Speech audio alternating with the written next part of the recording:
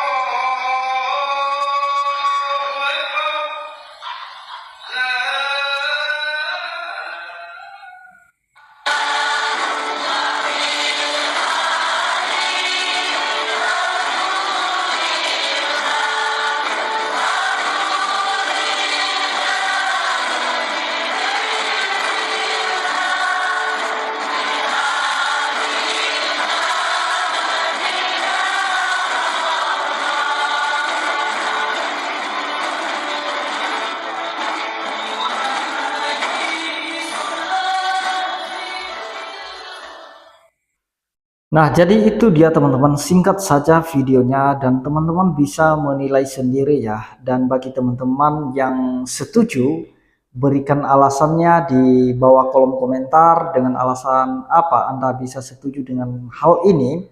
Dan bagi teman-teman yang mungkin tidak setuju, silakan berikan komentar yang cerdas, tanpa menghina, tanpa menghujat, tanpa menfitnah. Silakan berkomentar dengan cerdas teman-teman ya, sesuai dengan isi video tersebut.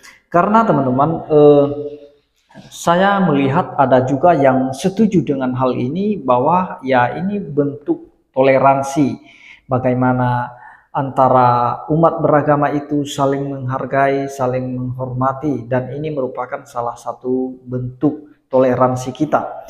Dan kemudian ada juga yang tidak setuju dengan hal ini dengan mengatakan, ya bagimu agamamu dan bagiku agamaku itu tidak boleh dicampur adukan. Nah, mereka juga punya alasan tertentu teman-teman. Pada kali ini teman-teman, azan yang dikumandangkan di dalam gereja itu dilaksanakan di dalam momen-momen tertentu, tidak setiap ibadah, tidak setiap hari Minggu. Nah, jadi sah-sah saja teman-teman ya. Menurut saya sebagai Kristen itu tidak masalah bagi orang Kristen. Hanya saja yang bermasalah ini adalah mereka yang tidak berterima dan kemungkinan besar mereka yang intoleran, yang mungkin mereka tidak berterima dengan adanya kumandang azan di dalam gereja. Bagi orang Kristen itu tidak bermasalah. Nah, pertanyaannya, apakah boleh dicampur adukan ibadah agama lain di dalam gereja? Ya sah-sah saja. Orang Kristen itu menyembah Allah, menyembah Tuhan itu di dalam roh dan kebenaran.